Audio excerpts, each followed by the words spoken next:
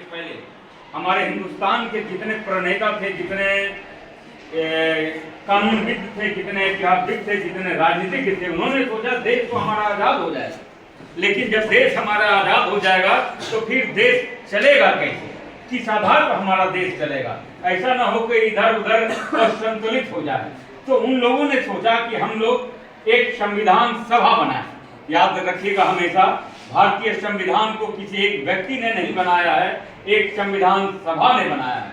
और तब ये संविधान सभा की सबसे पहली बैठक हुई थी 9 दिसंबर 1946। 9 दिसंबर 1946 को संविधान सभा की पहली बैठक हुई थी और तब 26 नवंबर 1949 को बनकर तैयार हुआ था।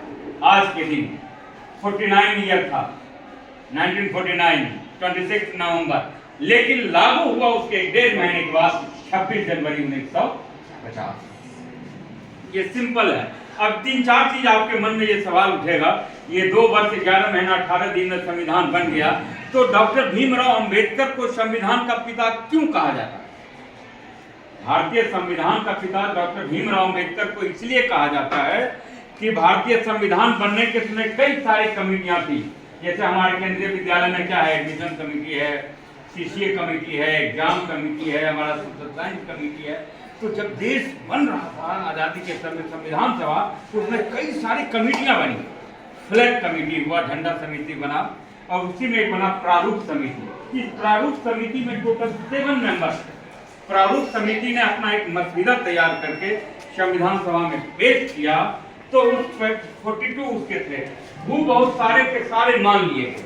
और उस प्रारूप समिति की, जिसको इंग्लिश में बोलते हैं ड्राफ्टिंग कमेटी, उनको उनके अध्यक्ष थे डॉक्टर भीमराव अंबेडकर। इसलिए इन्हें कहा जाता है संविधान का पिता। मूल जितने थे ये इन्होंने दिया। दूसरी चीज आती है, भारतीय संविधान, चूंकि भारत में अंग्रेजों का शासन था,